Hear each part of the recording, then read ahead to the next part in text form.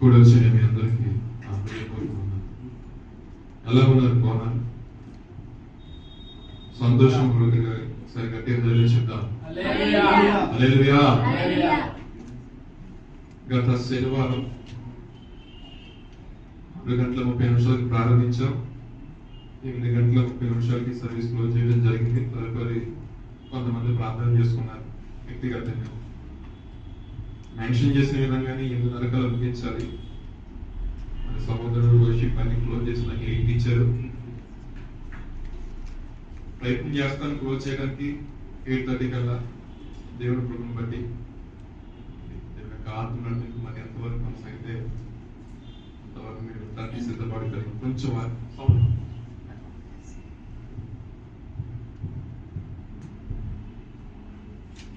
ఇంటికెళ్తే ఎంతమంది ధ్యానం చేశారు? గత వారపు వాక్యం, గత శనివారం ప్రభు మనతో మాట్లాడుతున్నారు.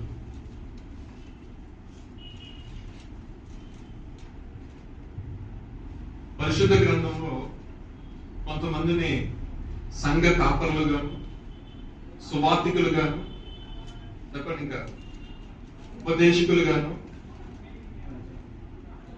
అపోస్తులుగాను, పరిచారకులుగాను దేవుడు నియమించాడు.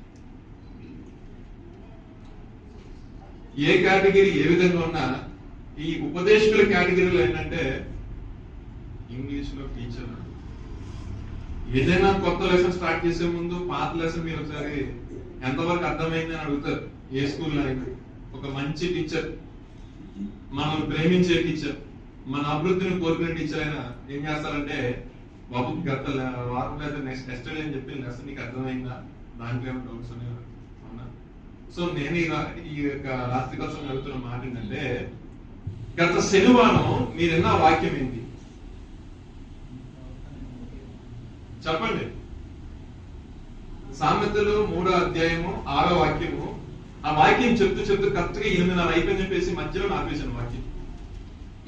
వచ్చే వాళ్ళు కన్క్లూడ్ చేద్దాం దాన్ని. నీ ప్రవర్తన అంతటి యందు ఆయన అధికారమునకు ఒప్పుకొనుము. కొన్ని వాక్యాలు మనం ధ్యానించున్నాము.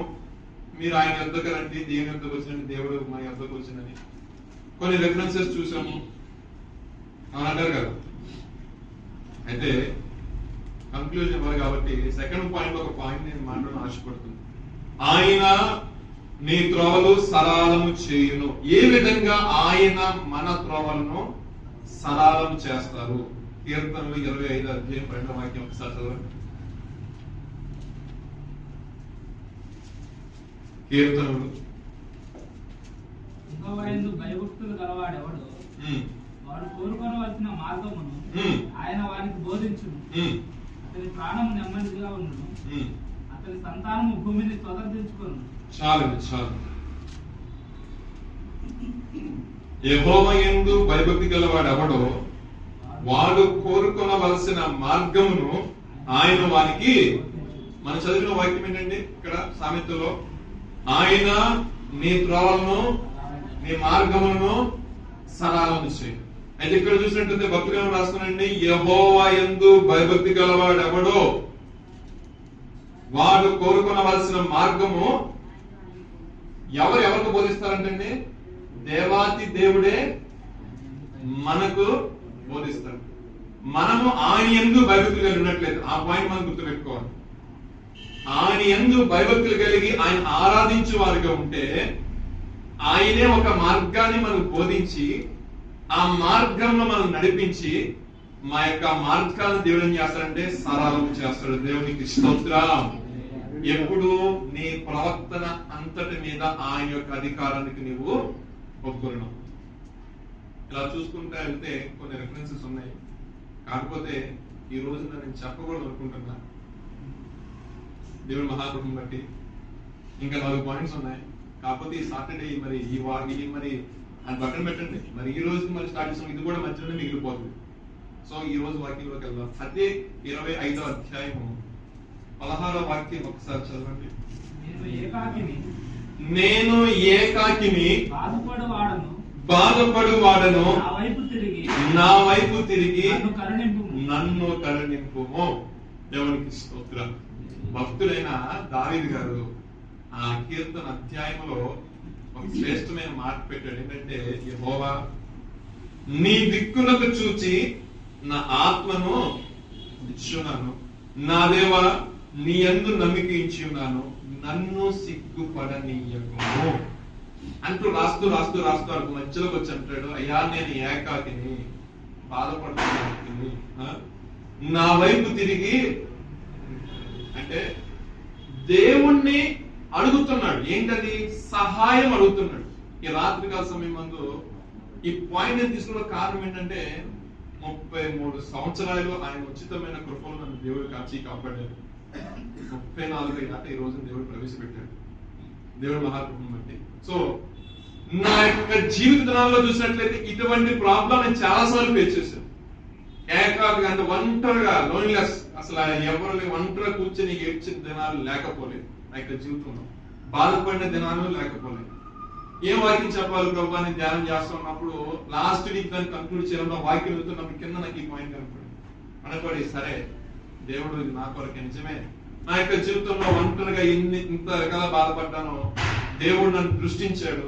ఏ రకంగా ప్రార్థన చేశానో దేవుడు ఆ ప్రార్థన ఆలకించి నాకు సహాయం చేశాడు. ఇక్కడ చూసినట్లయితే చిన్న మాట, నేను ఏకాకిని, బాధపడేవాడును, నా వైపు తిరిగి నన్ను కరుణించుమని భక్తులైన దావీదు గారు ప్రార్థన చేస్తాను. అంటే తనకి కలిగిన ఆపదలో, తనకు కలిగిన ఇబ్బందిలో, తనకు కలిగిన ఆ ఒంటరితనంలో, చాలా మందికి ఒంటరితనం వచ్చేసరికి డిప్రెషన్ గురైపోతాం.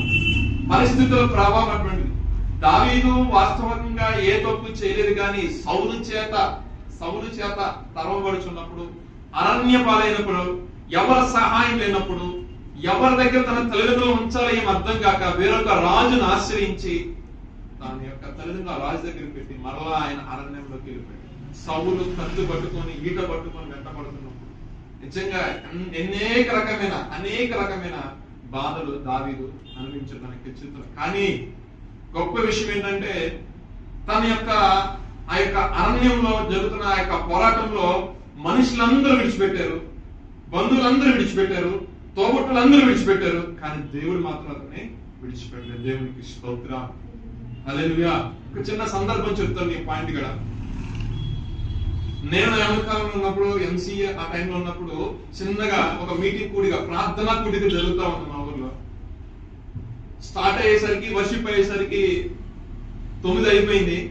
పాస్టర్ గారు దూరప్రదేశ్ నుంచి వచ్చారు. వాక్యం ముగించేసరికి, అది చివరి రోజు కూడిక. మాకు అందరూ తెలిసిందే, మన గ్రామాల్లో చివరి రోజు కూడిక అంటే ఆబ్వియస్ గా కొంత సమయం అనేది తీసుకుంటాం, అవునా కదా?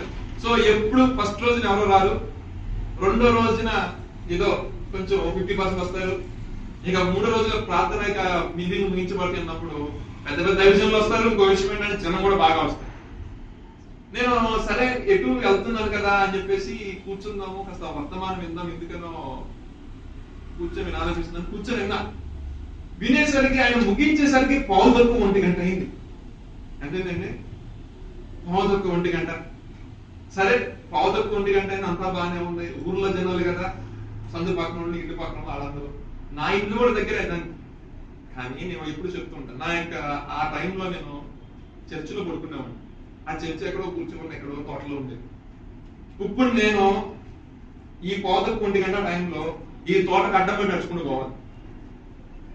ఇంకా అర్థమైనప్పుడు ఈ మార్గంలో వెళ్ళాలంటే అందరూ వెళ్ళిపోయారు, ఎవరికో వెళ్ళిపోయారు. అసలు ఆ సందుకు వచ్చేవాళ్ళు ఎవరు లేరు. అంటే మన తార్ రోడ్డు అంటే తార్ రోడ్డు, మట్టి రోడ్డు, ఏమైనా వెహికల్స్ ఉంటే వెహికల్స్ ఉంటాయి. నేను వాకింగ్ చేస్తే మంచిది కదా అని చెప్పేసి నేను సైకిల్ కూడా వేసుకోకుండా శుభ్రంగా ఇంటి దగ్గర నుంచి చక్కగా బయలుదేరాను. నేను నడుచుకుంటాను. ఈ మధ్యలో దేవుడు వాక్యానికి అట్రాక్ట్ అయ్యి వాక్యం అనుకుంటా కూర్చున్న సమయం తెలియలేదు. 1:15 గంట అయిపోయింది. ఇక లాస్ట్ రోజు కొంచెం గుడిలోకి వెళ్తాను ఉంటాయి కదా, సర్లేదు. ఇక నేను బయలుదేరి వెళ్ళాలి.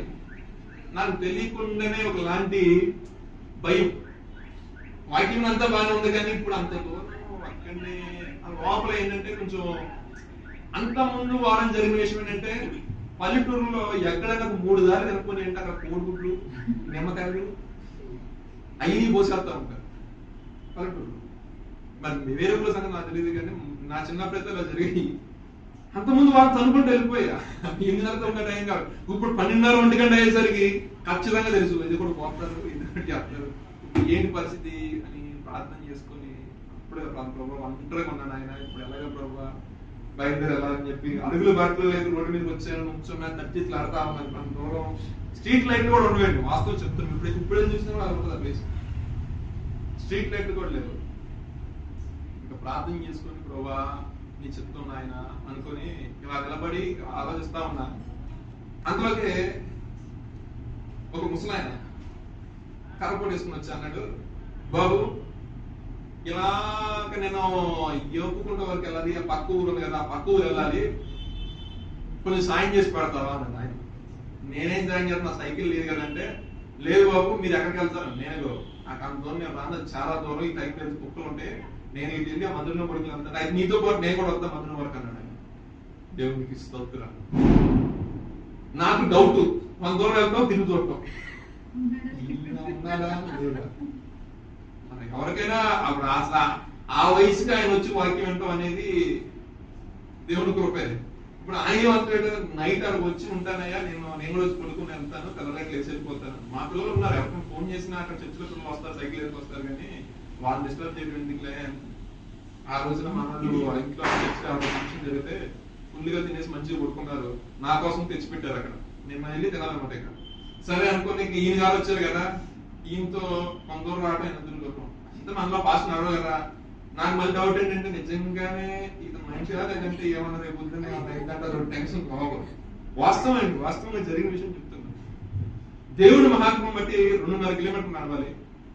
2.5 కిలోమీటర్ల కరెక్ట్ నేను చెప్పిన పాయింట్ వచ్చింది.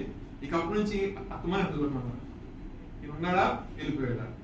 సరే దేవుడి మహాత్మం బట్టి వచ్చాము, 4 సిద్ధపరిచి నాకు ఆలోచించారు, అది ఆయనకి ఇచ్చేదని భోంచేమను. తెల్లగంటలు మేము యథావిధిగా మేము 4 గంటలకు స్తోత్ర ప్రార్థన లేగాలి. స్తోత్ర ప్రార్థన లేచేది ఆ మనిషి కనపడను. మనకి ఎప్పుడు లేచాడు, ఎప్పుడు బయలుదేరి ఆయన నడుచుకుంటూ వెళ్ళిపోయాడు నాకే తెలియదు, కానీ రావడానికి అతను వచ్చాడు, చక్క పెట్టిన 6 మంది కూర్చున్నాడు మా ఫ్రెండ్స్ తో. అదే ఆయన పెట్టేసిన తర్వాత తెల్లగట్ల మమ్మల్ని లేపిన తర్వాత మేము అక్కడ వచ్చి సైకిల్ మీద దించాలని వెళ్ళాలంటే సరే బాబు అన్నాడు. మరి ఏ టైంలో మరి మేము పడుకున్న ఎప్పుడు బయలుదేరి వెళ్ళిపోయాడో మొత్తానికి. నేను ఈ మాట చెప్పడానికి కారణం ఏంటంటే, మనము ఏకాకని మనం బాధపడతాం, నేను ఒంటరి కదా అని మనం బాధపడతాము, కానీ మన కొరకు మనకు సహాయం చేయడం కొరకు మన ప్రభు ఎల్లవేళలా సిద్ధంగా ఉంటాడు. దేవునికి స్తోత్రం. మనము ఆయన యందు భయభక్తులు. నేను ఎందుకు ఆగాను, నా పనిలో నేను వచ్చేయచ్చు కదా, నేను ఎందుకు ఆగాను, ఏ పర్పస్ మీద ఆగాను, ఎవరో తెలిసినట్టు ఏమో వాక్యంలో దేవుడు నాతో మాట్లాడతాడు అన్నట్టు నేను వాక్యం కోసం ఆగాను. ఆ ఇంపార్టెన్స్ అడిచాను. నా ప్రభు ఏం చేశాడంటే, నా పరిస్థితి ఎరిగినవాడు, నా ధైర్యం కూడా ఎరిగినవాడు ఆయన. అంటారు కదా, నా క్యాపబిలిటీ ఎంతవరకు బేర్ చేయగలను ఏ విషయాన్ని అయినా సమస్తం ఎరిగినవాడు ఆరాధిస్తున్న దేవునికి స్తోత్రం. సో ఆ సిచ్యుయేషన్ రాగానే ఆయన ఎవరినైతే పంపాలి ఆయన పంపాడు. అంతమంది ఉండగా ఎవరు బండి ఆపట్లేదు ఆయనకి, ఆయన అందరిని అడుగుతున్నాడు. కానీ నాకు అనిపించింది, ఎక్కడికి వెళ్ళాలి ఎంతమంది ఆపుతున్నా అంటే, నేను పలానా ప్రదేశం పోవాలంటే ఆ ప్రదేశం వైపు నేను పోతాను, మరి వెళ్తే మరి బాగోదు కదా, చీకటిగా ఉంటుంది కంటే నేను నీతోనే ఉంటే రాత్రి కాలంలో వచ్చాడు, ఉన్నాడు, వెళ్ళాడు. నేను అంటాను, ఎవరైనా పరిస్థితులు ఇబ్బందికరమైన పరిస్థితులు మనం మొరపెట్టినప్పుడు మనకు సహాయం చేయడానికి మన ప్రభు ఎల్లవేళ సిద్ధంగా ఉంటాడు, ఎల్లవేళ సిద్ధంగా ఉంటాడు. అందుకే పరిశుద్ధ గ్రంథం శ్రేష్టమైన మాట, యెహోవా యందు భయభక్తులు గలవారు చుట్టంట ఆయన యొక్క దేవదూత కావలి కాస్తుందంట. నేను విన్నానా, మా కింద ఫ్లోర్ ఒక అన్న ఉన్నాడు, రమేష్ అన్న, ఆయన కొంచెం హెల్త్ బాగలేదు. వాళ్ళు స్థానికంగా వెళ్ళే సంఘ కాపురు వచ్చాడు. ఆయన ప్రార్థన చేస్తున్నప్పుడు మనకు అన్న ఎవరో మన సేవకులు ఎవరు వచ్చినా ఆ సేవకులు ఈ సేవకులు చూడండి మాట్లాడదు, ప్రార్థన చేస్తే మన ఫ్లోర్ లా అంటే సిగ్గులాగా వెళ్ళిపోయి ఆయన ఏ వాక్యం చెప్తాడు వింటాను. ఎందుకంటే కింద మా చుట్టమే రమేష్ అన్న వెళ్ళినప్పుడు ఆయన వాక్యం చెప్పుకుంటూ ఒక మాట, ఆయన సేవా పరిచయకి దేవుడు పిలిచినప్పుడు బెంగళూరు ఆ ప్రాంతంలో సేవ చేస్తున్నప్పుడు తింటాకి ఆహార విషయం ఇబ్బంది పడ్డారు, ఉంటున్న ఆ రూమ్ కిరాయి కట్టడానికి ఇబ్బంది పడ్డారు. నేను అన్న చెప్పారు, నాకు నిజంగా ఆ పాయింట్ నాకు చాలా బాగా అనిపించింది. అక్కడ ఉన్న దొరలు ఉన్నారంట, ఆ మినిస్ట్రీకి సపోర్ట్ చేసే వాళ్ళు ఉన్నారంట, ఎవరి వైపు చూసినా సాయం వచ్చిందంట, కానీ నోరు తెలిసి అడగడానికి మనసు రావట్లేదంట వాళ్ళకి. ఎందుకని, దేవుడు పిలిస్తేనే కదా సేవలోకి వచ్చింది ప్రభా, మరి నేను నోరు తెరిచి నాకు సపోర్ట్ చేయండి అని ఎలా అడుగుతాను అని ఉపవాసం ఉండి కన్నీరు కాస్తూ భార్య బిడ్డలు ఇద్దరు పిల్లలు వేసుకొని ప్రార్థన చేస్తా ఉన్నప్పుడు ఎక్కడో ఆ పాస్టర్ గారితో మాట్లాడండి 2 నెలల వరకు ఒక సహోదరుడు ఫోన్ చేస్తున్నాడంట. పాస్టర్ గారు మాకు కొంచెం టైం ఇవ్వండి, మీతో మాట్లాడి సరే ఆ ప్రేయర్ అయిన తర్వాత ఈయనేంటి 3 సార్లు ఫోన్ చేశారని చెప్పేసి ఆ ఫోన్ తీసుకొని బ్రదర్ ఏంటి నాకు ఫోన్ చేశారంటే, అయ్యా ఈ రోజు ఒకసారి మీతో మాట్లాడాలనుకుంటున్నాను, మీరు ఫోన్ లిఫ్ట్ చేయట్లేదు, ఇక మీరున్న మీ ప్రాంతం దగ్గరలో ఉన్నాను అనేసరికి సరే రావయ్యా అన్నారు. వచ్చారంట, చిన్న వాక్యం చెప్పారు, ప్రార్థన చేశారు, అది కలిగిన దాంట్లో వండుకున్నది పెట్టారంట, తిన్నారు. తిన్న తర్వాత పరిశుద్ధాత్ముడు ఆయన ప్రేరేపించారంట. మీరు ఎన్ని సంవత్సరాలు ఇక్కడ ఉండాలనుకుంటున్నారని అడిగాడంట.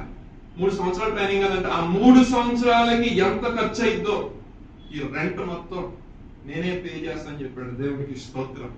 హల్లెలూయా. నిజంగా వీళ్ళు బాధపడినంటే మేము నీ పరిచర్యకు వచ్చేసి ఎవరి వైపు చూడలేని పరిస్థితిలో ఉన్నాం. ఒక మనుషుల వైపు చేతులు చాపామనుకో నీ నుంచి దృష్టి తొలగిపోద్ది కదా. అందుకే ప్రభువా నిన్నే దృష్టిస్తున్నాము, మా మొర నీకే పెడుతున్నాము, మమ్మల్ని కరుణించని ప్రార్థన చేసినప్పుడు నిజంగా అద్భుతకరంగా ఒక వ్యక్తిని దేవుడు లేపాడు. లేకమే కాదండి, దేవుడు గొప్ప విధానం నడిపించాడు. నడిపించిన తర్వాత వాళ్ళకి సపోర్ట్ దేవుడు సహాయం చేసి ఉన్నాడు. మనము నిజముగా ఆయన దిక్కునకు మన ఆత్మ ఎత్తి ప్రార్థన చేసినప్పుడు, భక్తులు అంటే చాలా సందర్భాల్లో నేను చేతులెత్తి ప్రార్థన చేశాను అన్నాడు, నేను కన్నీటితో ప్రార్థన చేశాను అన్నాడు. అవునా కదా? నేను మోకరించి ఉపవాసం ప్రార్థన చేశాను. కానీ ఈ అధ్యాయంకి వచ్చేసరికి యెహోవా నా దేవా నీ దిక్కు నాకు నా ఆత్మ నచ్చు అంటే ఆ ఆత్మని ప్రార్థన చేయడం మామూలు విషయం కాదండి. అంటే ఈ లోక సంబంధాలు అన్నింటినీ విడిచిపెట్టి నా ఆత్మని చేతులు పెడుతున్నా, ఇక నా వల్ల కాదు, ఇక నేను ఈ బాధని భరించలేకపోతున్నా. ఈ శరీర సంబంధమైన విషయాల్లో ఈ బాధని భరించబోతున్నా. ఫైనాన్షియల్ క్రైసిస్ ఉంటాయి కొంతమంది, ఈ పాస్టర్ గారు ఫేస్ చేసిన అటువంటి ఇబ్బంది. కానీ నమ్మకంగా పనిచే వారికి మెండైన ఆశీర్వాదం వాక్యం చదివిస్తుంది. వారు వెళ్ళిన పని ఎవరిదండి? వాళ్ళని పోషించాల్సిన బాధ్యత ఎవరిది? మీకు అర్థమైంది అనుకుంటుంది. వాళ్ళు వెళ్ళిన పని ఎవరిది? జీవము గల దేవుడి పని. మరి వాళ్ళు పోషించాల్సిన బాధ్యత ఎవరిది? దేవుడిదా కాదు? అవునా? రైట్. రాత్రికాల సమయంలో చెప్పాల్సిన విషయం ఏంటంటే మనం ఆరాధిస్తున్న దేవునికి మనకి ఏది అవసరమైందో కూడా ఆయనకి సుస్పష్టంగా ప్రతి తెలిసింది. మనకి ఏది అవసరమైంది, మనం ఏ పరిస్థితిలో పడి ఉన్నాము, ఎక్కడ ఏ స్థితిలో మనం నలిగిపోతున్నాం అనేది మనం ఆరాధిస్తున్న సమస్తము తెలుసు. ఒక విషయం ఏంటంటే మనము నోరు తెరిచి ఆయనకి చెప్పాలి. దేవా, ఇక్కడ నుంచి భక్తులు చెప్తున్న మాట, నా వైపు తిరిగి నన్ను కరుణించుము, నా హృదయ వేదనలు అతి విస్తారములు, ఇక్కట్లో విడిపింపుము, నా బాధను నా వేదనను కలుగునుము, నా పాపములన్నింటినీ క్షమించుము, నా శత్రువులు చూడుము, వారు అనేకులు క్రోధద్వేషముతో వారు నన్ను, నేను నీ శరణు వచ్చి ఉన్నా, నేను ఆశ్రయించి నీ మందిరానికి వచ్చిన నేను నామను కలిగి ఉన్నాను, నన్ను సిగ్గుపడనీయకము, నా ప్రాణమును కాపాడుము, నన్ను రక్షించుము. ఎంత చక్కగా కోట్ చేస్తానండి వర్డ్స్. ఎంత వేదనగా మాట్లాడుతుంటే వాళ్ళు చదవటం మనకి చాలా ఈజీగా ఉంది, కానీ ఒక్కొక్క పరిస్థితులు కూడా నిజంగా వాళ్ళు వెళ్తున్న సిచ్యువేషన్ చూస్తూ ఉంటాయంటే మనమైతే అదిరిపోతాం, అల్లాడిపోతాం. కానీ దేవుడు శోధింపబడి వారికంట మార్గము చూపించి తప్పించే దేవుడు అంటాడు. ఆ శోధన ఎంతవరకు సహించగలడో, ఎంతవరకు పేర్చేయగలడో అంతవరకు నుంచి ఆ శోధించబడుతున్నప్పుడు ఆ వ్యక్తిని పరిపూర్ణమైన విశ్వాసంలోకి మారుతున్నాడు నా ప్రభు. ఆ శోధనలో ఆ విషయాలు మనం గమనించి చిన్న మాట చూద్దాం. పరిశుద్ధ గ్రంథంలో నుండి ఒక చిన్న మాట. ఆదికాండము 16వ అధ్యాయం 7-13 వాక్యాలు చూద్దాం. ఆదికాండము. యెహోవా దూత అరణ్యములో నీటి బొగ్గ యొద్ద అనగా సూరు మార్గంలో బొగ్గ యొద్ద ఆమెను కనుగొని, ఎవరిని? శారయి దాసివైన హాగరు ఎక్కడి నుండి వచ్చితివి, ఎక్కడికి వెళ్ళుచున్నావని అడిగి అది నా యజమానురాలైన శారయి యొద్ద నుండి పారిపోతున్నానని. చాలు ఇక్కడ చూడండి, అడిగే వ్యక్తికి తెలీదా నువ్వు ఎక్కడి నుంచి వచ్చావు, ఎక్కడికి వెళ్తున్నావు, ఎక్కడి నుండి వచ్చావు, ఎక్కడికి వెళ్తావు. ఎంతో నమ్మకంగా చెప్పింది. ఏమి చెప్పిందని చదవనమాట. నా యజమానురాలైన శారా యొద్ద నుండి పారిపోవచ్చున్నాను అనెను. అప్పుడు యెహోవా దూత నీ యజమానురాలి యొద్దకు తిరిగి వెళ్ళి ఆమె చేతి క్రింద అణగి ఉండమని దానితో చెప్పాను. మరియు యెహోవా దూత అసలు ఈ హాగరు పారిపోవడం గల కారణం ఏంటి? ఈ హాగరు పారిపోవడం గల కారణం ఏంటి? అరణ్యంలో ఏకాగ్రత ఉండగల కారణం ఏంటి? ఆ అరణ్యంలో బాధపడగల కారణం ఏంటి? అరణ్యంలో దేవునికి మొరపెట్టగల కారణం ఏంటి? పరిశుద్ధ గ్రంథం సుస్పష్టంగా 6వ వాక్యం చదవండి ఒకసారి. అందుకు అబ్రహాము, ఇదిగో నీ దాసి నీ చేతిలో ఉంది, నీ మనస్సులోకి వచ్చినట్లు దాన్ని చేయమని శారాయితో చెప్పాను. శారాయి దాన్ని శ్రమ పెట్టినందున శ్రమ పెట్టేసిందంట. ఎవరు? యజమానురాలు. సో మన యొక్క జీవితాల్లో భౌతిక సంబంధమైన శ్రమలు వస్తాయి. ఇక్కడ చూసినట్లయితే దేవుని చేత లేదంటే ఏదో దోషం చేయడం వల్ల చిన్న శ్రమ కాదండి, ఇది శ్రమ కాదు. ఆశీర్వదించబడటం వల్ల వచ్చే శ్రమ ఇది. అంటారు కదా, శారాయికి గర్భఫలం లేదు, అవునా? హాగర్కి గర్భఫలం కలిగింది. ఈమె ఎక్కడ తన మనసు నీచలుగా చూస్తే ఏమేమో ఇమాజిన్ చేసుకొని ఇక ఆమెని కాల్చి చేయడం మొదలు పెట్టింది అనమాట. ఒక విధంగా చెప్పాలంటే ఆ శ్రమను తాలుకోలేక ఆమె ఏం చేసిందంటే అరణ్యంలోకి పారిపోయింది. ఎవరికి చెప్పుకోలేక. కానీ అక్కడికి వెళ్ళిన తర్వాత తన ఒంటరిగా ఉంది, అక్కడ మొర పెడుతున్నప్పుడు ఆ మొరంట దేవుని సన్నిధికి చేరిందంట. నా తెలిసి ఏమని మొరపెట్టినది? నన్ను కరుణించు తండ్రి, నన్ను కరుణించు దేవా, నాకు సహాయం చేయి తండ్రి, ఈ శ్రమ నేను తాళలేకపోతున్నాను, ఈ ఇబ్బంది నేను తాళలేకపోతున్నాను. ఇది ఒకవేళ నా యొక్క పొరపాటు వల్ల వచ్చింది కాదు. నానుకున్న వాళ్ళు ఇప్పుడు ఏం చేస్తున్నారు? నేను ఆశ్రయించబట్టు చూచి శ్రమ పెడుతున్నారు. చాలా మంది జీవితంలో ఈ టైప్ ఆఫ్ ప్రాబ్లం చాలా మంది ఫేస్ చేస్తున్నారు. నువ్వు మామూలు వ్యక్తిగా ఉన్నప్పుడు అంత కామన్, కానీ నువ్వు ఆశ్రయించబడే కొలది ఈర్ష్య చూపులు, ఈర్ష్యపు మాటలు. మరి ఎంత ఆశీర్వాదం రావటానికి ఎన్నిటిని వదులుకున్నామని ఆ విషయం తెలియదు వాళ్ళకి. అంటారు కదా, ఇష్టమైన వాటిని ఎన్ని వదులుకున్నామో కూడా వాళ్ళకి తెలియదు. కానీ ఎంతమంది వాళ్ళు చూసేది ఏంటి? అలాంటి చూపు. ఏ రకంగా శ్రమ పెట్టాలి? ఇది భౌతిక సంబంధమైన శ్రమ. అప్పుడు హాగరు ఎదుర్కొంటుంది. కానీ భర్త వదిలేశాడు. ఎవరు భర్త? వాస్తవం చెప్పాలంటే అబ్రహామే కదా. అబ్రహాం తోడుగా ఉన్నట్టు తనకి కొన్ని యజమానురాలు తోడుగా ఉందా? ఎవరైతే వారి బంధువర్గం తోడుగా ఉందా? ఏ ఒక్కరు తోడుగా లేదే. అంటే కొన్ని సిచ్యుయేషన్స్ లో మనం అలా వెళ్లాల్సిన పరిస్థితి వచ్చినప్పుడు ఆధారపడకూడదు. ఆధారపడిన అవసరం లేదని బైబిల్ చెప్తుంది. ఆ సిచ్యుయేషన్ నుంచి వెళ్ళినప్పుడు, ఆ ఒంటరితనంగా ఉన్నప్పుడు నా ప్రభువే వచ్చి నీతో మాట్లాడతాడు. ఆ విషయాన్ని గమనించు. నువ్వు ఒంటరిగా అయిపోతున్నావు, నీకు టైం దొరుకుతుంది, అందరూ పక్కన పెట్టేస్తున్నారు, నీకు అసలు నీకు విలువ ఇవ్వటం లేదు, నేను తోసేస్తున్నానంటే నీ ప్రభు నీతో మాట్లాడటానికి ఇష్టపడుతుంది. ఎవరైతే ఒంటరిగా ఉండి కుంగిన హృదయంతో అప్పుడు ఎవరి వైపు చూడండి, అందరి వైపు చూసినప్పుడు చూసి వాళ్ళందరూ ఒకేసారి అగ్రెస్ట్ అయిపోయినప్పుడు మన మనసుగా కృంగిపోతా ఉంటది. నేను ఏకాకిని బాధపడేవాడు, ప్రాణం వెళ్ళిపోతా ఉండదు. అసలు ఎలా ఉంటదంటే వీళ్ళ కోసమే ఎంత చేసింది, వీళ్ళ కోసం ఇది చేసింది, వీళ్ళు ఏంటి ఇలాగా చూస్తున్నారు అన్న ఒక బాధ కృంగిదల ఒంటరితనంలోకి వెళ్ళిపోయి ప్రభా ఏంటి ఆయన అన్నప్పుడు నా ప్రభు చక్కగా వచ్చి మాట్లాడుతుంది. ప్రియ సహోదరి రాత్రి కాల్సిన ప్రభు సుస్పష్టంగా రాశాడు. హాగర్ దగ్గరకు వచ్చాక మాట్లాడు, నువ్వు ఎక్కడికి వెళ్తున్నావు, ఎక్కడి నుండి వచ్చావు. తర్వాత మాట్లాడిన తర్వాత ప్రభు వాగ్దానం చేస్తాను కింద చదవండి ఒకసారి 10వ వాక్యం. మరియు యెహోవా దూత నీ సంతానమును నిశ్చయముగా విస్తరింపచేసెదను, అది లెక్కింప వీలులేనంతగా విస్తారమవునని దానితో చెప్పాను. చదవండి కింద 11వ వాక్యం. మరియు యెహోవా దూత ఇదిగో యెహోవా నీ మొర వినెను, నీవు గర్భవతివై ఉన్నావు, నీవు కుమారుని కని అతనికి ఇష్మాయేలు అని పేరు. దేవునికి స్తోత్రం. హల్లెలూయా. ఈ అరణ్యంలో ఈ నీటి పొగ యొద్ద ఎవరికి మొరపెడుతుందండి? అంటే నువ్వు ఏ అనుభవంలో ఉండాలి? నీకు వచ్చిన శ్రమ, నీకు వచ్చిన ఇబ్బందులు, ఏకాగ్గా బాధపడిన వ్యక్తిగా ఉన్నప్పుడు నువ్వు ఏం చేయాలంటే నా దేవునికి నువ్వు మొరపెట్టాలి. దేవునికి స్తోత్రం.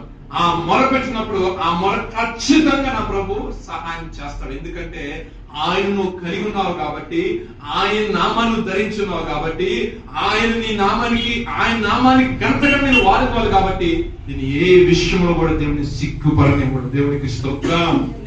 హల్లెలూయా. ఇంకొక మాట చూద్దామండి. రాజు మొదటి గ్రంథం 19వ అధ్యాయం 1-18 వాక్యాలు చూద్దాం. త్వరగా 19వ అధ్యాయం 1-18 వాక్యాలు. మొదటి రాజుల గ్రంథము. ఏలియా చేసినదంతయు తన ఖడ్గము చేత ప్రవక్తలందరినీ చంపించిన సంగతిను తెలియజెప్పగా యెజెబెలు ఈ వర్తమానం పంపించి చదవండి. రేపు ఈ వేళకు నీ ప్రాణమును చేయని ఎడల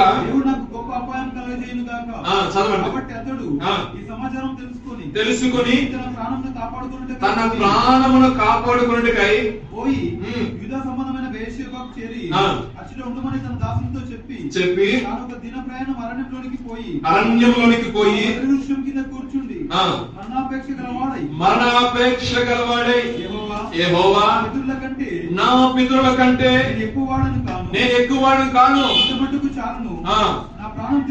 చాలు. ఇక్కడ చూడండి, ఎంత ఒక ప్రవక్త అయ్యుండి బయలు ప్రవక్తలను హతమార్చి వచ్చిన ఒక మనుషుని ద్వారా వచ్చిన ఒక కాగితాన్ని చూసి ఏమైపోయాడండి? భయపడిపోయాడు. రేపు ఈ వేళకల్లా వారిలో ప్రాణం అయితనేసరికి ఒకలాంటి భయం వచ్చేసింది. రేపు ఈ టైం కన్నా నువ్వు అప్పు తీర్చకపోయావా నీ సంగతికి అంతే అన్నారు కొంతమంది. ఎల్ఈఎఫ్ చర్చ్ ఒక ప్లేస్ లో కన్స్ట్రక్ట్ చేస్తున్నారు, చెన్నై ఆ ప్రాంతంలో. జాషువా డానియల్ గారు చర్చ్ కన్స్ట్రక్షన్ కోసం ప్లాన్ అప్రూవల్ తీసుకున్నారు. ఆ చర్చికి ఆపోజిట్ లో ఒక ఎమ్మెల్యే ఇల్లు ఉందంట. మీరు కూడా వినే ఉండొచ్చు. ఈ ఎమ్మెల్యే ఇల్లు ఉన్నప్పుడు చర్చి యొక్క నేడొచ్చి అటువైపు సూర్యుడు వెళ్ళినప్పుడు చర్చి యొక్క నేడొచ్చి నా ఇంటి మీద పడుతుంది కాబట్టి చర్చి కట్టడానికి వీల్లేదని చెప్పాను. ఏం చెప్పాడంటే చర్చి కట్టడానికి వీల్లేదని చెప్పేసి ఉంటది కదా సర్కిల్ ప్రకారం చేయాల్సిన మొత్తం కూడా చేసేస్తే దేవుని యొక్క దర్శనము జాషువా డానియల్ గారికి ఉంది. దేవుడు ఈ ప్రదేశంలో చర్చి కట్టని చెప్పారు. ఆ కన్ఫర్మేషన్ వచ్చిన తర్వాతే ఈయన ప్రాసెస్ స్టార్ట్ చేశాడు. శ్రద్ధగా ఈ ప్రాసెస్ స్టార్ట్ చేసిన తర్వాత అది ఒక మనిషి వచ్చి చెప్పి వాళ్ళకి మనుషుల ద్వారా చెప్పించి ఇక్కడ కట్టావనుకో ఇక నీకేం ఉండదు. ఇక ఎవరికైనా సరే బాధ కలిగింది కదా. ఈయన మౌనంగా వెళ్ళిపోయి గదిలో కూర్చుని ప్రార్థన చేస్తున్నాడు. నేను అడిగానా ప్రభా మందిరం కట్టమని? అక్కడ నేను కడతానని అడిగానా ప్రభా? నువ్వు చూపించిన స్థలమే కదా, నువ్వు ఇచ్చిన దర్శనమే కదా, నువ్వు కట్టమంటే అక్కడ ఇప్పుడు ఇన్ని లక్షలు ఇన్వెస్ట్ చేసి కట్టేది అక్కడ. అది నీ ప్రజలు వారుంటం కొరకు ఒక మందిరం కోసం అడిగినప్పుడు వారి కానుకలే కదా తీసుకొచ్చింది, ఇక పెట్టింది మొత్తం నా కష్టాజితం కాదు కదా. మరి దీనికి లెక్క ఏంటన్నప్పుడు ప్రార్థన చేసుకుంటే బైబిల్ నుంచి వాక్యం ద్వారా దేవుడు మాట్లాడారు. నాసిక రంధ్రములో ఊపిరి గలవానికి ఎందుకు భయపడతాను? నేను రోషం గల దేవుని కానా అన్నాడు. దేవునికి స్తోత్రం. హల్లెలూయా. ఈయన ప్రార్థన ముగించుకున్నాడు. సర్లే రేపు ఉదయం నుంచి ఆలోచిద్దాం అని చెప్పేసి కొంచెం తీసుకోవాల్సిన ఆహారం తీసుకున్నాడు. ప్రభు వాక్యం బలపరచలే కదని చెప్పేసి ఆయన ఉపవాస ప్రార్థన అయిపోయింది. మొత్తం కొంచెం ఆహారం తీసుకున్నారంట. కొంచెము సరే కొంచెం నడుద్దామని చెప్పి కొంచెం బయటకు వచ్చి నడుస్తూ ఉంటే అంబులెన్స్లు 3 అంబులెన్స్లు ఉన్నాయి అంటండి. ఉన్నట్టు ఎగశ్వాస వచ్చిందంట ఆయన. ఏ ఎమ్మెల్యే అయితే ఉన్నాడో ఆ ఎమ్మెల్యేకి ఎగశ్వాస వచ్చింది. వెంటనే హుటాహుటిన అక్కడ నుంచి హాస్పిటల్కి ట్రావెల్ చేయించుకో. 2-3 రోజుల గల కార్యక్రమం మొత్తం అయిపోయింది. మీకు అర్థమైందా? అంటే నేను చెప్పేది ఏంటంటే దేవుడు తాను నియమించుకున్న సేవకునే గాని తాను చేయాలన్న పనికి గాని ఎవరైనా ఆటంకంగా లెగిస్తే ఆటంకంగా ఉన్న వారిని దేవుడు మామూలు చెప్తాడు. ఒక ఫార్ములా అది వినని వారి పక్షంలో, ఎందుకంటే దేవుని యొక్క ప్రణాళిక చాలా గొప్పగా ఉంటుంది, చాలా గొప్పగా ఉంటుంది. మీరు అడగచ్చు, మరి ఆయన విషయంలో దేవుడు అన్యాయమే చేశాడు కదా బ్రదర్ అని ఒక పాయింట్ మీకు రావాలి మైండ్ లోకి. అయితే దానికి అన్నయ్య చెప్తారంటే పలుమార్లు ఆయన దగ్గరికి వెళ్ళి అడిగారు, ఎంత ధైర్యం కూడా లేదండి, నాకు ఇక్కడ దేవుడి దర్శనం ఇచ్చాడు, మీరు దేవుని యొక్క సన్నిధికి మీరు వ్యతిరేకం చేయొద్దు, ఇదిగో దేవుని యొక్క సన్నిధికి విరోధంగా లేచిన వారు చాలా మంది కూలిపోయారు. పలుమార్లు చెప్పిన అస్సలు కట్టడానికి వీలు లేదు. దిక్కునగా చెప్పుకోవాలండి. ఆయన దిక్కు సేవకులకి ఎవరు దిక్కుంటారండి? దిక్కులోనికి ఎవరు దిక్కు చెప్పండి. జాషువా నీ దిక్కున్నాడు చెప్పి, నా దిక్కు ఎవరు లేదు, దేవునికి స్తోత్రం. మా మమ్మీ డాడీ చెప్పిన వాళ్ళు ఇంకా అదేం పట్టించుకోరు వాస్తవంగా. ఎందుకంటే నా మ్యారేజ్ అయిపోయింది కాబట్టి నీ పాటలు నువ్వు బర్రా బాబు అంటారంటే అంటారు కాదు. నీలాగే బిడ్డకి అన్నట్టు లేదంటే ఏ ఇంటర్మీడియట్ చదువుతానంటే పేరెంట్స్ వచ్చి ఏమైనా సపరేట్ గా మాట్లాడుతారు. Separate family life style start చేసుకుని ఇద్దరు పిల్లలు తండ్రి వచ్చి ఇంకా సిగ్గుందా మాకు వచ్చి అడుగుతా అంటారు లేదా? ఏదైనా మాట్లాడాలని చెప్పాలి అని నాకైతే ఆయన ప్రణాళిక చొప్పున వచ్చి స్టార్ట్ చేసుకున్న వాళ్ళ దగ్గర వచ్చి నీ దిక్కులు కాదు చెప్పుకున్నప్పుడు మరి ఆయన దిక్కు ఆయన దానికే చెప్పాడు. ఆయన చెప్పినప్పుడు ఆయన ఏం చేయాలో అది చేసి ఒక భయాన్ని కలిగి చేశాడు. ఓకే, ఇక మందిరానికి ఏ ఒక్కరు కూడా ఎదురేది మాట్లాడేదాన్ని అక్కడ దేవుడు తన మహిమకరణ మందిరాన్ని దుర్గమును సైతం పడదోస్తాడు, రాజును సైతం కూడా తప్పిస్తాడు, గనులు సైతం కూడా తప్పించి దేవుడు ఏం చేస్తున్నాడు, తన అనుకున్న దాన్ని అక్కడ దేవుడు స్థిరపరిచాడు. శాసనాలు సైతం కూడా మారుస్తాడండి. ఏ ఒక్కరు కూడా దాని మీదకి అందరూ అనుకున్నారంటే ఏ రకంగా సరిగా ఇది మందిరం కట్టినవాడు పరుసుగా కోట్లు గీసేయాలి మొత్తం ఎట్టి పరిస్థితులు. ఒకే ఒక్క భయం, దరిదాపులకు ఎవ్వరు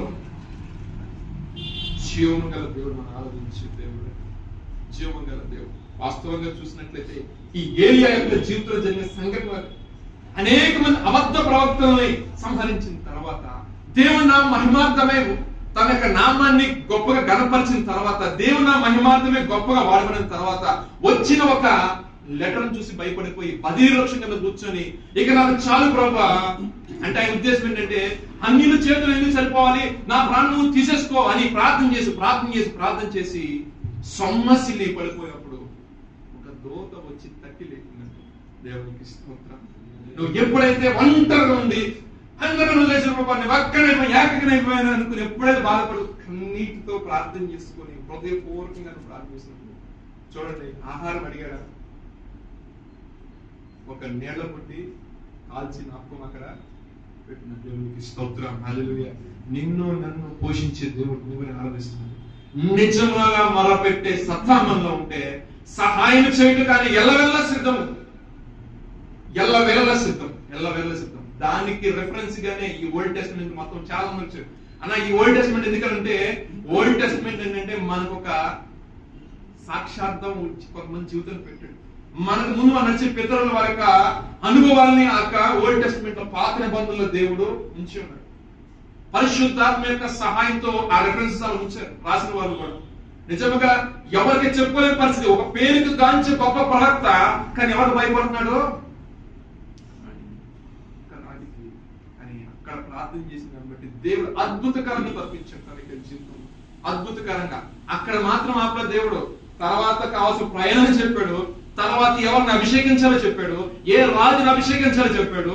ఆయన తర్వాత మరొక ప్రవక్తని ఎవరిని లేపాలో కూడా అదే రోజు దేవుడు రివీల్ చేశాడు. దేవునికి స్తోత్రం. అంటే అంటాను ఆయన వంచతనంగా బాధ పట్టుకు అప్పుడు చూసాడండి పరిపూర్ణంగా దేవుడి వైపు దేవుడు ఆ ప్రత్యక్షత ఇచ్చాడు. దేవునికి స్తోత్రం. హల్లెలూయా. మనం ఎప్పుడైతే నేను ఏకాకిని ప్రభువా, నేను బాధపడుతున్నాను తండ్రి, నన్ను కరుణించు నాయన, నాకు సహాయం చేయ ప్రభువా, నా పక్షాన్ని ఉండి వాయిద్యమాడి తండ్రి నువ్వు నా ప్రభువు చెప్తావో ఆయన దిగుతాడండి 100%. బట్ మనము దేవుని యొక్క సమయం కొరకు ఎదురు చూడాలి.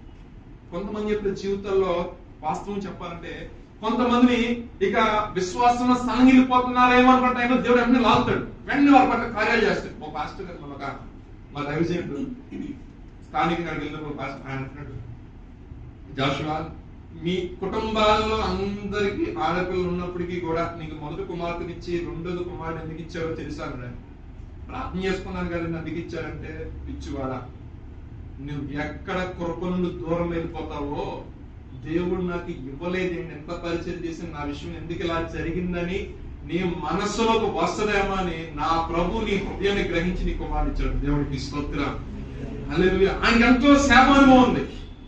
ఆయన మాట అంటే నేను ప్రార్థన చేసుకున్నానని అన్నా, కాదు, అందరు కార్యాలు జరిగించిన దేవుడు. రేపు పొద్దున్న నేను ఎలా చెప్పుకోవాలన్నా, నా పట్ల దేవుడు ఏంటి ఇలా నేను అడిగాను కదా ఇవ్వడానికి, నువ్వు ఎక్కడ కృప నుంచి నువ్వు దూరంగా వెళ్తావో అంటే ఆయనకి కొంచెం దూరంగా వెళ్తావా అని నీ పట్ల ఒక ప్రణాళిక ఉంది కాబట్టి నిన్ను ఆ బౌండరీలో ఉంచడానికి దేవుడిని ఏం చేశాడంటే తన చేతితో ఈ విషయంలో సహాయం చేశాడని చెప్పాడు. దేవునికి స్తోత్రం. హల్లెలూయా. నిజముగా ఏలియా యొక్క జీవితంలో అన్న వ్యక్తి తన యొక్క రక్తాన్ని కుక్కలు నాకేండొచ్చు అని అంటారు కదా. దేవుడు ఒక వ్యక్తిని ఏర్పరచుకున్నప్పుడు దేవుడు తన పిలిచిన వారికంటే కొలతలేని ఆత్మాభిషేకం ఇస్తాడంటండి. ఒకవేళ దేవుడు పిలిచిన తర్వాత లోపడకపోతే దాని ద్వారా వచ్చే నష్టాన్ని కూడా ఆ వ్యక్తి ఖచ్చితంగా అనుభవించాల్సి వస్తుంది. నేను పరిచయం చేయను, నాకు అనవసరం, నాకెందుకు అనుకున్నాను అనుకోండి, దానికి కావాల్సిన అవుట్పుట్ ఆ రోజు శాంతంగా నాకు కనపడిపోతుంది. ఒక రోజు పాస్టర్ గారికి పిఎంఎస్ ఐఎంఎస్ తీసుకోండి, నేను రావట్లేదని చెప్పాను. ఆ రోజు నేను కూర్చుని ఇటీ వెళ్ళదు అని చెప్పేసి వాక్యం పెట్టిన లైవ్ జాన్ వెస్లీ అన్న వస్తుంది, లైవ్ వస్తుంది. ఆయన కూడా 1 తారీఖున పిఎంఎస్ ఉంటుంది కదా, సరే అన్న ఇక్కడ చెప్తారు కదా అని చెప్పి మన లైవ్ ఇక్కడ జాన్ వెస్లీ అన్న లైవ్ వస్తుంది కూర్చున్నా. ఆయన చక్కగా చెప్పాడు, ఒక పనికి ఒకరిని నియమించిన తర్వాత ఆ పని ఫుల్ఫిల్ చేయకపోతే దాని ద్వారా ఇప్పుడు నష్టాలు వస్తాయి, ఎన్ని ఇబ్బందులు వస్తాయి, దేవుని యొక్క కోపం ఏ విధంగా రేగుతుంది. ఆ ప్రణాళికలో నువ్వు వెళ్లాల్సిన పనికి నువ్వు వెళ్ళకుండా నువ్వు కావాలని ఇంటెన్షనల్ గా దాన్ని నువ్వు హోల్డ్ చేసి అక్కడ ఆపితే దానికి ఏం జరుగుతుంది ఏంటంటే ఆ రోజు సాయంత్రం నా 2 గోవలు వదిలిపోయింది. దేవునికి స్తోత్రం. హల్లెలూయా. అంటే నా ఉద్దేశం ఏంటంటే ఆ రోజు కొంచెం వర్క్ లోడ్ ఉండటం వల్ల దాన్ని నేను కొంచెం బైపాస్ చేశాను. దానివల్ల ఈవినింగ్ కల్లా నేను చెప్తున్నాను, ఒకరి పట్ల దేవుడు ప్రణాళిక ఉంటే ఏదో ఒక వర్తమానం ద్వారా దేవుడు నిన్ను మాట్లాడతాడు. ఆయన యొక్క ప్రణాళికను ఎల్లవేళ నీకు దేవుడు గుర్తు చేస్తారు. నువ్వు ఏమై ఉన్నావో, నీకు ఏ రకమైన సహాయం అవసరమైందో ఆ వాక్యం ద్వారా ప్రభు నీతో మాట్లాడతాడు. దేవునికి స్తోత్రం. తనకు కలిగిన ఇబ్బంది, తనకు కలిగిన వేదన, తనకు ఎదురుగా ఉన్న సమస్య ఏంటో ఏలియా కరెక్ట్గా చెప్పాడు. అయ్యా ఇలా ఉంది పరిస్థితి, నా పరిస్థితి ఉంటే నాకు అంత ధైర్యం లేదు, నాకు అంత శక్తి లేదు, నాకు అంత బలమైనప్పుడు ఫస్ట్ నువ్వు ముందర బలపడరా అబ్బాయి అని చెప్పేసి ఫస్ట్ దేవుడు చేసింది ఏంటంటే ఆహారం పెట్టాడండి. శక్తిహీనులకు ఏం చేస్తారు, బలహీనులు ఏం చేస్తారు, కొంచెం బలమైన ఆహారం పెట్టడం. దేవుని యొక్క ఆహారం తిని దేవుని చేత నడిపించబడి ఏదైతే దేవుడు చెప్పిన వాళ్ళందరినీ దేవుని చేత అభిషేకం చేత వారిని అభిషేకించున్నాడు. దేవుడికి ఇంకొక పాయింట్ చెప్పి నేను ముగిస్తాను. ఇంతకు 4 పాయింట్స్ ఉన్నాయి, కానీ దావీదు గురించి మనం ధ్యానం చేశాం కదండి. సౌలు ఎంత రకాలుగా తరిగినప్పటికీ కూడా అభిషేకించమని వాడిని ఏమనకూడని చెప్పి పారిపోతూనే ఉన్న తల్లిదండ్రులను అయితే వేరొక రాజు దగ్గర అప్పచెప్పి వెళ్ళాడు. అదే అధ్యాయం రాసుకుంటూ వచ్చాడు, నేను ఏకాకి కదా ప్రభు, నేనేం చేశానని ఒక యాజకుడు వచ్చి దావీదు విషయంలో ప్రార్థన చేసి గొలియాతు హతమార్చిన ఖడ్గం ఖడ్గం ఇచ్చినందుకు సౌలు వచ్చి అంటాడు, ఏమంటే పాస్టర్ గారు మీరును ఆ దావీదు ఒకటి అయిపోయి నన్ను హతమార్చం అనుకుంటున్నారా? వాళ్ళ లేఖలు బాగా రాసి ఉంది అక్కడ 1 సమూయేలు 22 అధ్యాయంలో ఆ మాట ఉంది. అంటే మీరందరూ ఒకటయ్యి నన్ను నాశనం చేద్దాం అనుకున్నారంటే దైవజనుడు అంటున్నాడు, నా కుటుంబాన్ని కానీ నా తల్లిదండ్రులను ఏం చేయగలిగా? ఆయన ఎవరు? మీ అల్లుడే కదా. అతను ఎవరు? ఫిలిస్తీన్ల ద్వారా వచ్చిన గొలియాతు హతమార్చిన వాడు కదా. నీ చేతనే కదా అతను రాజుగా నియమించబడింది. ఇప్పుడు కొత్తగా నేను ప్రార్థన చేయలేదు కదా ఆయన గురించి.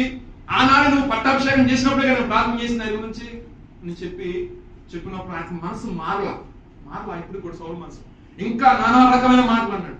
అని ఎవరో సమాచారం చెప్పాడు, పలానా చోట దావీదు సరికి అక్కడ నుంచి అక్కడ గబగబా హుటా హుటిన సైన్యం మొత్తం వేసుకెళ్ళాడు.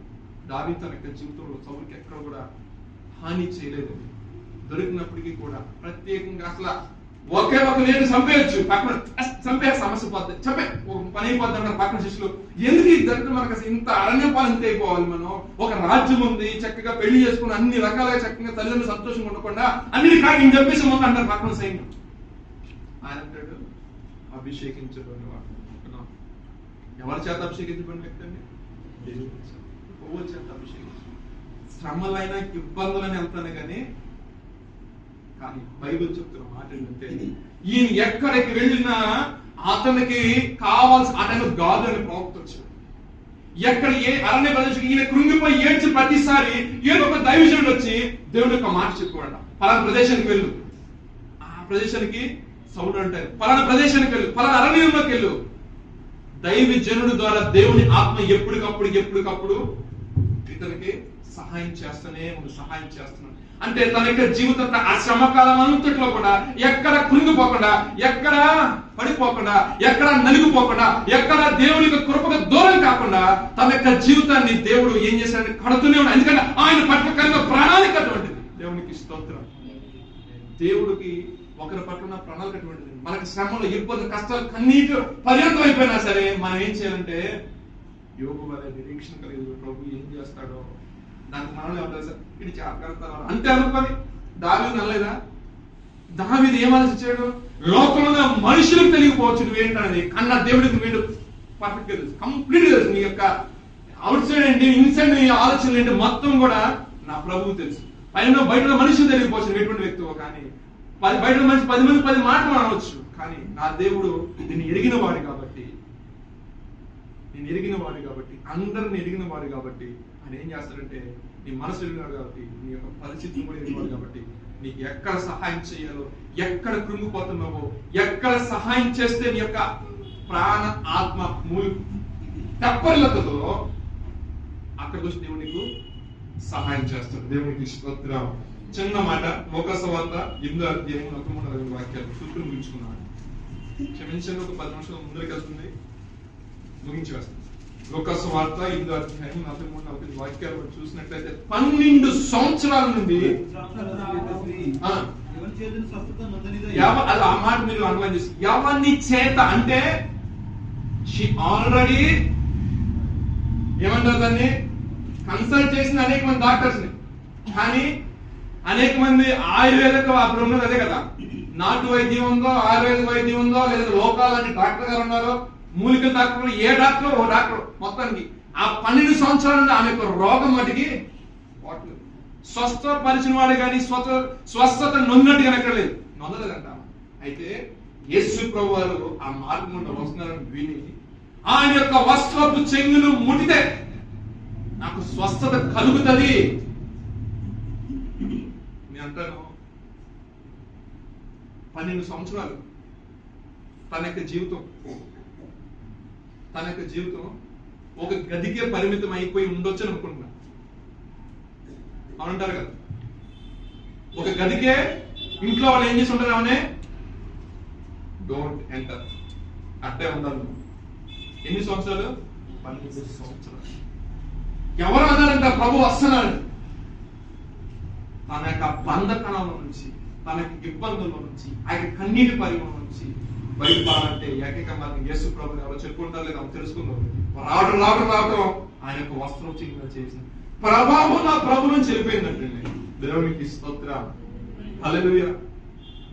ఇక్కడ 2 థింగ్స్ చెప్పాలి. అంటే నాకు అంత జ్ఞానం అయితే లేదు నా విషయంలో, మేబీ పెద్దవాళ్ళు కరెక్ట్ చేయండి. నేను గిరిజన బాధిత కింద మేముండే ఫ్లోర్ లో నేను కారు పెట్టిన ప్లేస్ లో తులసమ్మ ఫోటో ఉంది.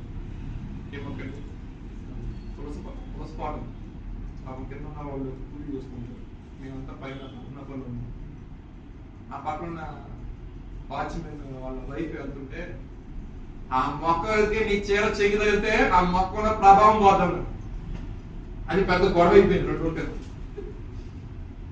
ఆలోచనగా కత్తి అక్కడ పెట్టా. ఆ చిన్న సొంత నుంచి ఏమో చూసిందంట, ఆమె గుమ్మలోంచి గ్రౌండ్ ఫ్లోరే కదా, ఆమెకి ఇంటి ముందే ఉండాలి ఆ మొక్క. ఆ మొక్క చూడకపోవడం ఒక రోజు అంట ఆ పక్కన బండి చూసిందంట లెగటం ఏంటో. ఆ రోజు ఆ ఇంట్లో పెద్ద గొడవ అయిపోయిందంట. నువ్వు వాచ్మెన్ ఆ బండి అక్కడ తీపిచ్చేసి అని చెప్పింది అంటుకుంది ఆమె. సర్లే అని చెప్పేసి ఆయన కొంచెం పక్క పెట్టుకుంటున్నాడు. ఆయన ఇంటి ముందే ఉంది. ఆమె వెళ్తా పాపం ఎప్పుడు తీసుకెళ్తా మొత్తం ఏం జరిగిందో ఆ చెంగు అలా తగిలిందంట. బరబరం బయటకు వచ్చి అస్సలు నువ్వు అది చేసావు, అప్పుడు పసుపు నీళ్ళు చల్లాలి, అంత దాని ప్రభావం పోయింది. ఇప్పుడు నాకు ఆ పాయింట్ గుర్తొచ్చింది నిజంగా. అంటే అది పరిశుద్ధం కాస్త ఏమైపోయింది, దాంట్లో శక్తి పోయింది. దేనివల్ల ఏం తాగడం వల్ల చేయరా చేయదు. నువ్వు ఆ ఇంటికి వెళ్ళి పని చేసుకుని వస్తావు. ఇప్పుడు కొంచెం బాధ అనిపిస్తుంది మాట. ఆ ఇంటికి వెళ్ళి పని చేసుకుని వస్తావు కాబట్టి నా మొక్కకి వెళ్ళేసరికి నా మొక్కలో నాకు శక్తి పోయింది. ఎందుకంటే నువ్వు పని మాదని అన్నట్టు ఇంకా ఇండైరెక్ట్ డైరెక్ట్ అర్థమైందా మీకు? అర్థం చేసుకున్నట్టు అర్థమైంది. అలాగే దేవుడు పరిశుద్ధులే దేవుడు, మహిమ ప్రభావంతో ఆయన ఉన్నాడు. ఎప్పుడైతే 12 సంవత్సరాల రక్తస్రావంతో స్త్రీ ఎప్పుడైతే వచ్చి ఆయన పట్టు ఆయన ప్రభావం వెళ్ళిపోయింది. కానీ ముట్టుకున్న వ్యక్తికి స్వస్థత వచ్చింది, కానీ ఆయన ప్రభావం వెళ్ళిపోయింది. యేసుప్రభువు గారికి సడన్గా ఒక లాగా అయిపోయింది. ఏం జరిగింది అంటే ఆయన అడిగితే ఎవరన్నా ముట్టినాడు అనేసరికి వాళ్ళు అంటారు, అయ్యా ఇంతమంది జన సమూహంలో అనేక మంది వచ్చి పడుతున్నారు వెళ్తున్నారు కదా, ఎవరికొకరు ముట్టుకుని వెళ్ళమంటారు? కాదు, నా ప్రభావం నా నుంచి వెళ్ళిపోయింది. ప్రభావం నా నుంచి ఇదో జరిగింది అన్నప్పుడు గడ్డ వణుకుతూ ఆమె వచ్చింది. వచ్చి అయ్యా ఇలా నా యొక్క బలహీనత ఇది వస్త్రోపచం దేవుడు స్వస్థత శక్తి కలుగును గాక. దేవునికి స్తోత్రం. హల్లెలూయా. ఆ క్షణమే ఆ బలహీనత అనేది ఆమె నుండి వెళ్ళిపోయింది. నేను అంటాను ఇప్పుడు సగర్వంగా తన గృహంలోకి వెళ్ళాడు. దేవునికి స్తోత్రం. హల్లెలూయా. చూడండి, మనుషులు పెట్టుకున్న ఆచారాల ప్రకారం, మనుషులు పెట్టుకున్న కొన్ని నిబంధనల ప్రకారం కొన్ని సమయాల్లో బయటే వస్తారు. ఈ 12 సంవత్సరాలు తన పడిన వేదన ఆవేదన జీవం గల దేవునికి తెలియదని అడుగుతున్నాడు. తెలుసు కదా, ప్రభు ఆ మార్గం వస్త్రం విషయం తెలిసింది. ప్రభు యొక్క వస్త్రం చింతలు పట్టుకుంది, దైవిక స్వస్థత ఉంది. దేవునికి స్తోత్రం.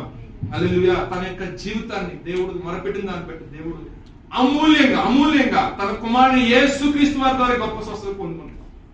అంటే దేవుడికి మొరపెట్టినప్పుడు దేవుడు ఏ రకంగా అయినా నీకు సహాయం చేయటకు ఆయన నన్ను కరుణించు ప్రభా, నాకు సహాయం చేయ ప్రభా అని అడిగినప్పుడు నా దేవుడు ఖచ్చితంగా ఏదో ఒక రకంగా వచ్చి నీకు సహాయం చేస్తాడు. నంబర్ కదా చెప్పండి ఒకసారి. చివరగా ఒకే ఒక మాట, రూతు గ్రంథము 1వ అధ్యాయం 20వ వాక్యం చదవని ముగించాము.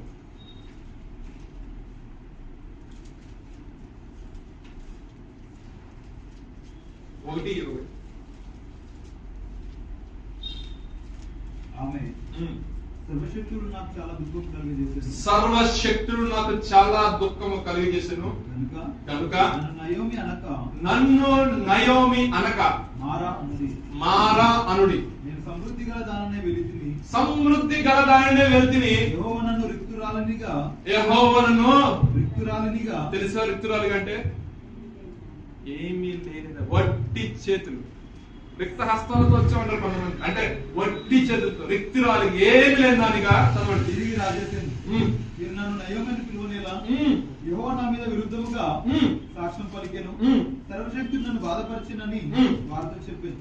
అట్లు నయోమి ఆమెతో కూడా మోయాబు రాలైన రూతు అన్న ఆమె కోడలను మోయాబు దేశం నుండి తిరిగి వచ్చింది. చాలు. ఇక్కడ చూసే ఈ సందర్భం ప్రతి ఒక్కరికి తెలిసింది. ఆశీర్వదించబడిన ప్రదేశం బెత్లెహేం. ఈ బెత్లెహేమును వదిలి వాళ్ళు ఎక్కడికి వెళ్ళారండి? మోయాబు దేశం. మోయాబు దేశం. దేవుడు ఎవరని చెప్పాడా? దేని కొరకు వెళ్ళారు? సంపాదన కోసం, సంపాదించుకున్నాను. ఉన్న ప్రదేశంలో దేవుడు ఇచ్చిన దానికంటే కూడా కొంచెం ఎక్కువ వస్తుంది. కానీ ఆ ప్రాంతం ఎటువంటి ప్రాంతం అంటే దేవుని ఎరగని ప్రాంతం. సరే, అక్కడికి వెళ్ళిన తర్వాత తన యొక్క జీవితంలో ఏం జరిగింది? భర్తను కోల్పోయింది, 2 కుమారులు కోల్పోయింది, ఒంటరిగా తన యొక్క తిరుగు ప్రయాణం స్టార్ట్ అయింది. వెళ్ళినప్పుడు సంతోషంగా వెళ్ళింది, కానీ తిరిగి వచ్చేటప్పుడు ఏమైంది? ఒంటరిగా ఎవరో లేదు. తన కుమారుడు చేసుకున్న ఒక ఓర్ప వెళ్ళిపోయింది. రూతు నీ జనమే నా జనము, నీ దేవుడు నా దేవుడు అని చెప్పి ఆమె వచ్చింది. అందరూ వచ్చేసరికి నయోమి ఏంటి నయోమి ఎలాగుండా ఏంటంటే నన్ను నయోమి అనొద్దు, మారా అనే పేరు నాకు తగ్గింది. నా జీవితంలో దేవుడు యెహోవా నాకు ఎందుకయ్యాడు దేవుడు? ఏదైనా జరిగితే మనం దేవుని అంటాం, కానీ దేవుని ఎప్పుడు దూషించమాట. దేవుని ఒక ప్రణాళిక ఉంటుంది, దేవుని మనం అనగాలి, ప్రభా నాలో ఉన్న దోషమా, లేదా నాకేమో నేర్పించబోతున్నావా ఈ పరిస్థితిని బట్టి, లేదా నువ్వేమైనా పరిశ్రమ చేస్తున్నావా? భక్తుల దేవాలను పరిశీలించి నా హృదయం తెలుసుకున్నట్లు నాకు రేపు ఇవ్వబోయే దాన్ని బట్టి ఈ తరాలను పరిశీలన చేస్తున్నావా? ఇగో ఈ పరిశ్రమలో, ఈ శ్రమలో నేను తాళలేకపోతున్నాను నాయన, నన్ను కరుణించి నాకు సహాయం చెయ్యి అని నువ్వు శరణు విడుకున్నట్లయితే ఆయన ఖచ్చితంగా నీకు సహాయం చేస్తాడు. ఆమె పలకటానికి ఆ మాటలు పలికింది, కానీ జీవంగా దేవుడు, నా దేవుడు ఏం చేశాడండి, బోయాజు లాంటి ఒక వ్యక్తిని ఆమె కొరకు దేవుడు అనక ఆమెను పోషించడానికి, తన జీవిత కాలం అంతా కూడా పోషించడానికి రూతు అనే వ్యక్తిని కోడలుగా, కుమార్తెగా ఏం చెప్పాలంటే దగ్గరుండి దేవుడు చూసినట్టు ఎక్కడ అన్యాయం చేశాడండి నా ప్రభు, ఎక్కడ అన్యాయం చేశాడు. ఆమె పలికేసింది ఏమని, సర్వశక్తులు నాకు విరోధంగా లేచాడు. మనం అనేస్తాము దేవుడు ఉంటే అక్కడ జరిగితే తప్ప మాట కూడదు. దేవుడే ఉంటే అని ఇప్పుడు దేవుడు ఉన్నాడు కాబట్టి కృపను కలిగి ఉన్నాం. దేవుడు ఉన్నాడు కాబట్టి ఎంతవరకు మనము ఉనికి కలిగి ఉన్నాము. ఏం కలిగి ఉన్నామండి? ఉనికి. ఈ క్షణంలో బ్రతికున్నామంటే ఆయన కృపే. తన యొక్క జీవితంలో పలకడానికి ఆ మాటలు పలికింది, కానీ దేవుని యొక్క అద్భుతమైన ప్రణాళిక తిరిగి వచ్చిందండి. అక్కడే నశించుకోవాలి. నాకు నచ్చిన విషయం ఏంటంటే, కొంతమంది అంటే ఎక్కువ కోల్పోయిందా, సరే నా దేహంలో ఇక్కడ పోతే పోయిందిరా, ఇక అలా బతికేద్దాం అనుకోవాలా. మీకు అర్థమైందా? కొంతమంది ఇక ఆ ప్రదేశం కింద కోల్పోయిన తర్వాత ఇంకా అక్కడికి వెళ్ళి ఏం మొహం చూపించుకుంటాం, అక్కడికి వెళ్ళి పోతే ఈ కత్తి ఇక్కడ గాలిపోతే పర్లేదే, ఎక్కడ మనలో కొట్టుకుపోదాం అనుకుంటారు కొంతమంది. అర్థమైందా? కానీ ఆమె ఏమనుకుందంటే తిరిగి ప్రయాణం చేసింది.